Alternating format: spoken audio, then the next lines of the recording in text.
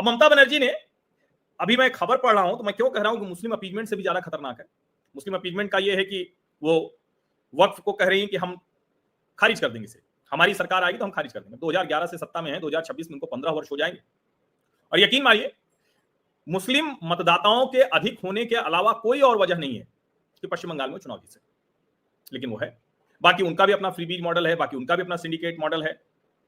और अब 26,000 शिक्षक और गैर शिक्षक जो हैं उनको सर देने जा रही है वेतन। इसका एक तो मतलब ये भी हुआ कि बड़ा हिस्सा उसमें वही है जो बेईमानी से आया, उसमें बड़ा एक वर्ग होगा ऐसा भी जो ईमानदारी से आया होगा।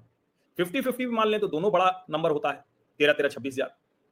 अभी 2026 में विधानसभा चुनाव है, तो जाहिर है ममता बनर्जी को पता है कि अगर गड़बड़ हुई तो बहुत गड़बड़ हो जाएगी, हमारे लिए तो मुश्किल बढ़ जाएगी, और इसीलिए उन्होंने कहा कि सबको हम वेतन देंगे। अब उसमें चूंकि साफ साफ लिखा नहीं है कि क्या करना है वेतन को लेकर, तो उन्होंने ये कर दिया। अच्छा, जो योग्य शिक्षक हैं वो एसएससी कार्यालय के सामने अनशन पर बैठे हैं। 500 योग्य शिक्षकों ने गुरुवार को कोलकाता के विभिन्न स्थानों पर रैलियां निकाली। उन्होंने कहा कि उन्हें दागियों में शामिल करके सजा नहीं दी जानी चाहिए। दूसरी तरफ उनका एक समूह 11 बजे से एसएससी कार्यालय के सामने अनशन पर बैठ गया। सुप्रीम कोर्ट भी कह रहा था भाई योग्य शिक्षकों की सूची दे दो।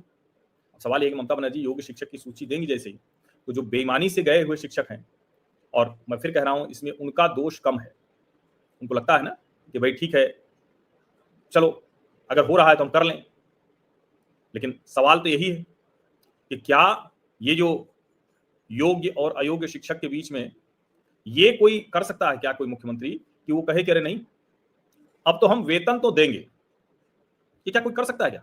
और ये मुस्लिम तुष्टीकरण से भी अधिक खतरनाक क्यों है? इसका मतलब ये हुआ कि वो किसी भी व्यवस्था को मानने को तैयार है।